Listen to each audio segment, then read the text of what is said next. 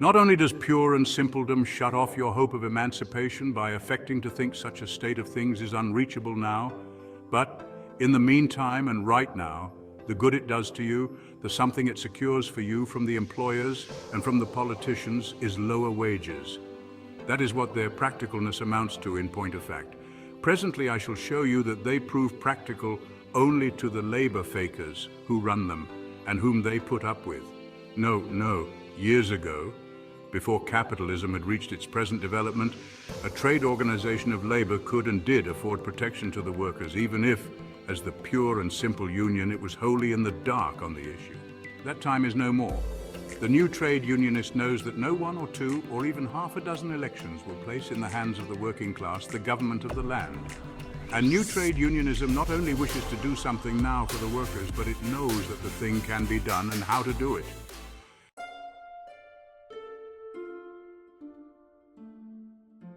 Pure and simple or British trade unionism has done a double mischief to the workers. Besides leaving them in their present pitiable plight, it has caused many to fly off the handle and lose all trust in the power of trade organization. The best of these, those who have not become pessimistic and have not been wholly demoralized, see nothing to be done but voting right on election day, casting their vote straight for the SLP. This is a serious error. By thus giving over all participation in the industrial movement, they wholly disconnect themselves from the class struggle that is going on every day. And by putting off their whole activity to a single day in the year, election day, they become floaters in the air. I know several such. Without exception, they are dreamy and flightly and unbalanced in their methods. The utter impotence of pure and simple unionism today is born of causes that may be divided under two main heads.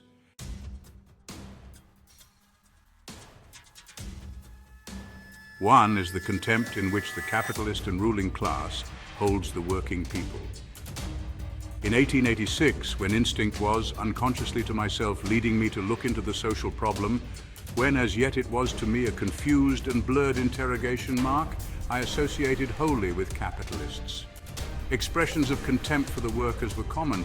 One day I asked a set of them why they treated their men so hard and had so poor an opinion of them. "They are ignorant, stupid, and corrupt," was the answer, almost in chorus. "What makes you think so?" I asked. "Have you met them all?" "No," was the reply.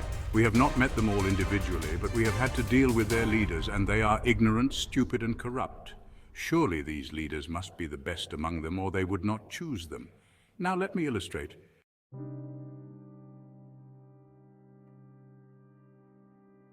I understand that 2 days ago in this city, Mr. Gompers went off at a tangent and shot off his mouth about me. What he said was too ridiculous for me to answer. You will have noticed that he simply gave what he wishes you to consider as his opinion. He furnished you no facts from which he drew it, so that you could judge for yourselves. He expected you to take him on faith.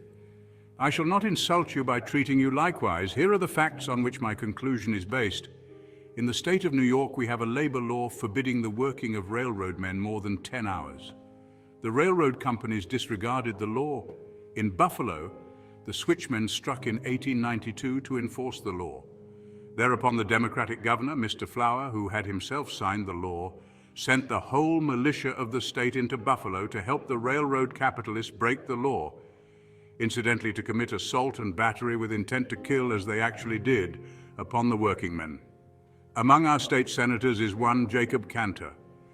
This gentleman hastened to applaud Governor Flower's brutal violation of his oath of office to uphold the Constitution and the laws. Cantor applauded the act as a patriotic one in the defense of law and order. At a subsequent campaign, this Cantor being a candidate for re-election, the New York Daily News, a capitalist paper of Cantor's political complexion, published an autograph letter addressed to him and intended to be an endorsement of him by labor. This letter contained this passage, among others. If anyone says you are not a friend of labor, he says, what is not true? By whom was this letter written and by whom signed? By Mr. Samuel Gompers, President of the American Federation of Labor. Whom are you hissing, Gompers or me? Do you imagine that the consideration for that letter was merely the love and affection of Senator Cantor?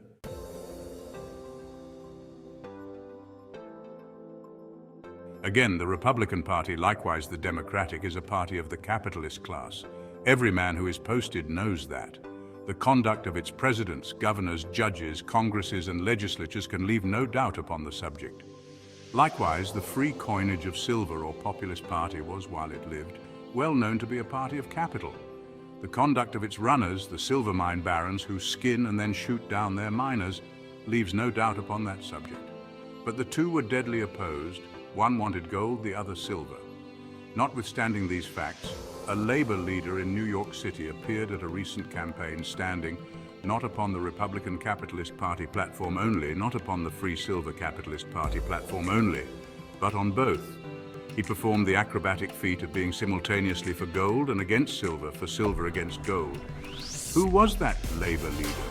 Mr. Samuel Gompers, president of the American Federation of Labor. Again, in Washington, there is a son of a certain labor leader with a government job. He is truly non-partisan. Democrats may go and Republicans may come, Republicans may go and Democrats may come, but he goeth not. The Democratic and the Republican capitalists may fight like cats and dogs, but on one thing, they fraternize like cooing doves, to wit, to keep that son of a labor leader in office. Who is the father of that son? Mr. Samuel Gompers, president of the AF of L. Again, you have here a labor leader named Ross. Unhappy men, unhappy men.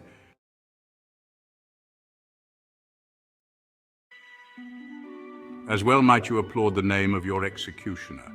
When I was here about 3 years ago, I met him. He was all aglow with the project of a bill that he was going to see through your legislature, of which he was and is now a member. It was the anti-fines bill. That, thought he, was going to put an end to an infamous practice of the mill owners. I argued with him that it does not matter what the law is. The all-important thing was, which is the class charged with enforcing it? So long as the capitalist class held the government, all such labor laws as he was straining for were a snare and a delusion. What I said seemed to be Greek to him. He went ahead and the bill passed. And what happened? You continued to be fined after, as before. And when one of you sought to enforce the law, was he not arrested and imprisoned? And when another brought the law-breaking mill owner, who continued to fine him, into court, did not the capitalist court decide in favor of the capitalist and thus virtually annulled the law? And where was Mr. Ross all this time in the Massachusetts legislature? Do you imagine that his ignorance of what a capitalist government means and of what its labor laws amount to did not throw its shadow upon and color you in the capitalist's estimation?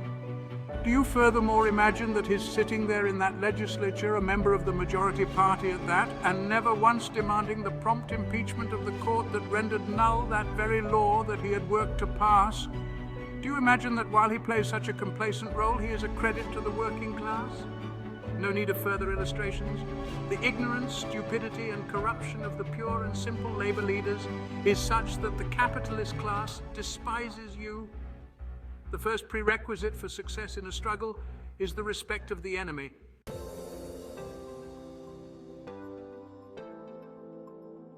The other main cause of the present impotence of pure and simple unionism is that, through its ignoring the existing class distinctions, and its ignoring the close connection there is between wages and politics, it splits up at the ballot box among the parties of capital and thus unites in upholding the system of capitalist exploitation. Look at the recent miners' strike. The men were shot down and the strike was lost.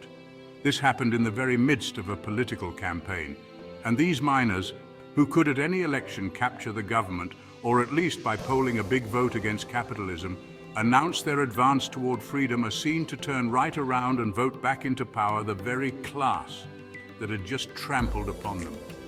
What prospect is there in sight of such conduct of the capitalist becoming gentler, or of the union gaining for the men anything now except more wage reductions enforced by bullets?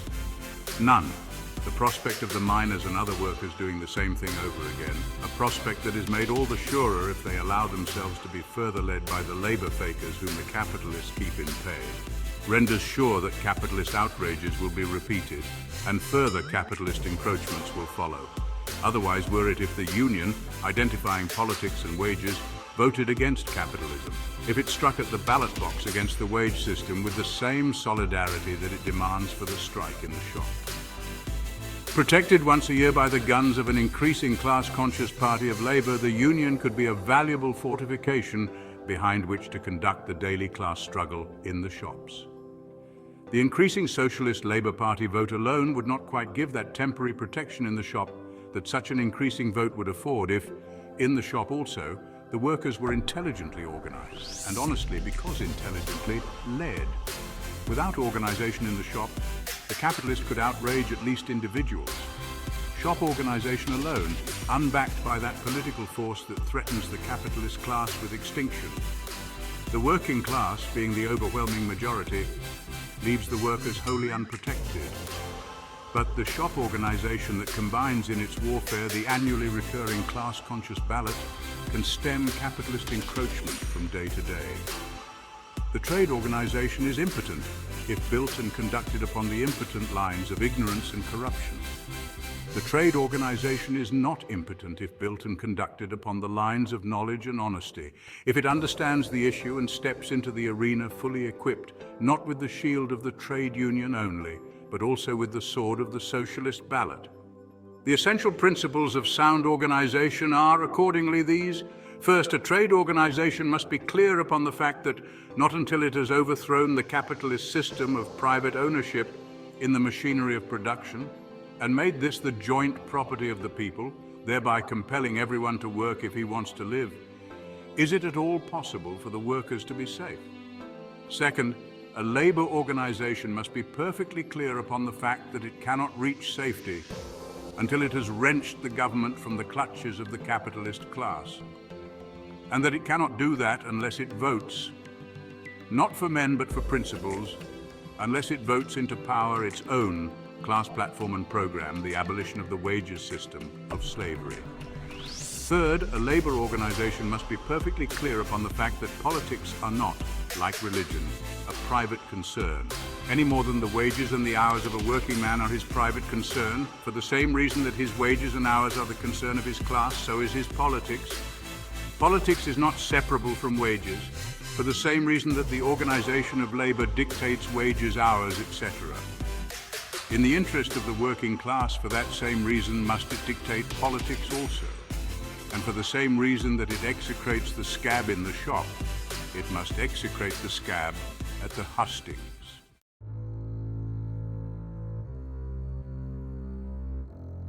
The Socialist Trade and Labor Alliance.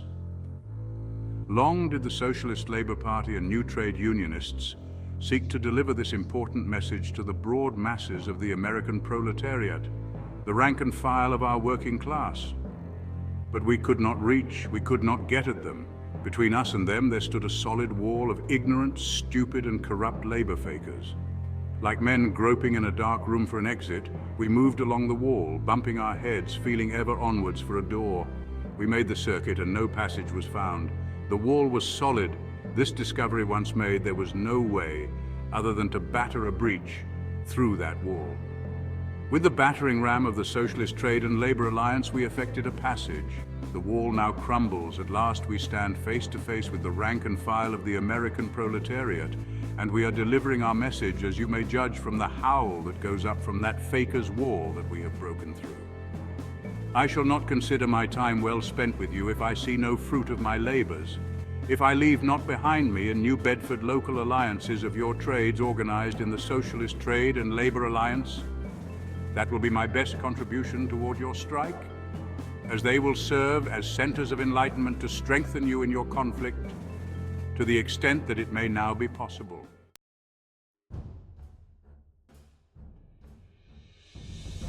In conclusion, my best advice to you for immediate action is to step out boldly upon the streets as soon as you can. Organize a monster parade of the strikers and of all the other working people in the town, and let the parade be headed by a banner bearing the announcement to your employers, "We will fight you in this strike to the bitter end. Your money bag may beat us now, but whether it does or not, that is not the end. It is only the beginning of the song.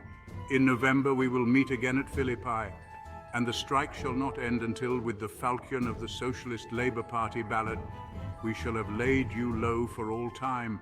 This is the message that it has been my agreeable privilege to deliver to you in the name of the Socialist Labour Party and of the new trade unionists or alliance men of the land."